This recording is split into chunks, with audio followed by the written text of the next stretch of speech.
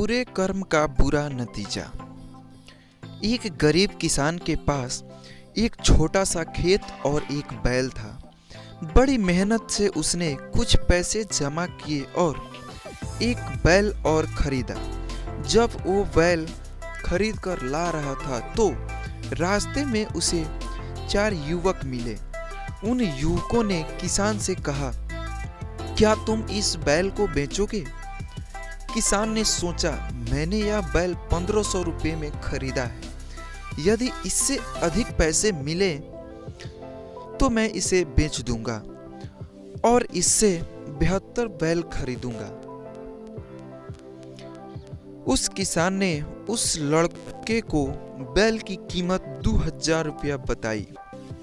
लड़के बोले, कीमत तो ज्यादा है, क्यों ना किसी समझदार व्यापारी को पंच बनाकर फैसला करा लें। आप और हम यह वचन लेंगे कि जो भी कीमत पंच कहेंगे वो हम मान लेंगे। कुछ सोचकर किसान ने बैल बेचने का वचन दे दिया। थोड़ी देर बाद वहां से एक वृद्ध व्यक्ति गुजरे। सभी ने उन्हें ही पंच बनाने का फैसला किया। किसान ने भी सहमति दे दी। वास्तव में वह चारों लड़के एक ठग पिता की संतान थे और वे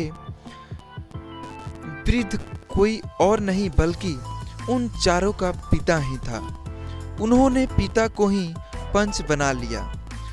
पिता ने बैल की कीमत मात्र 500 रुपया तय की।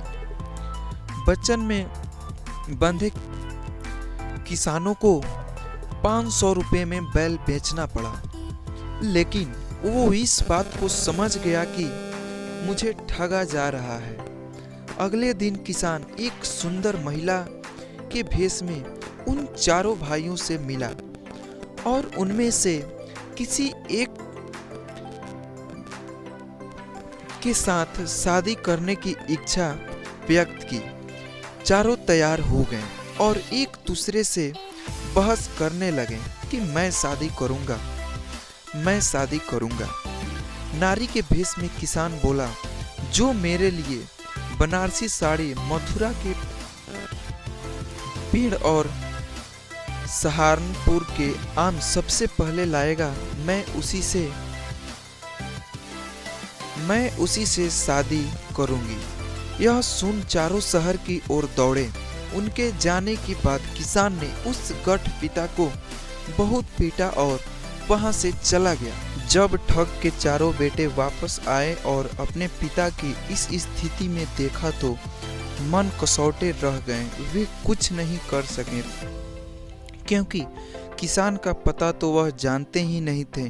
अगले दिन वह किसान एक वैद्य का भेष बनाकर उस वृद्ध गठ का इलाज करने पहुंचा और लड़कों को 4 जड़ी बूटी लाने के लिए अलग अलग भेजा।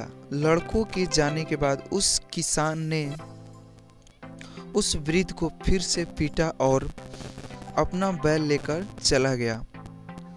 जब चारों भाई लौटे तो पिता और बदतर अवस्था में पाया। अब उन्होंने प्रण ले लिया कि कभी किसी के साथ ठगी नहीं करेंगे। इस तरह एक मामूली किसान ने अपनी समझदारी से ठगों को सुधार दिया। कहानी की सीख यानी शिक्षा।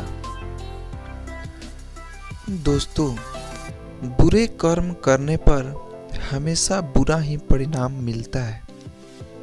तो आप सब भी इस कहानी से क्या सीखें, मेरे कमेंट में ज़रूर बताइए और चैनल को सब्सक्राइब कीजिए।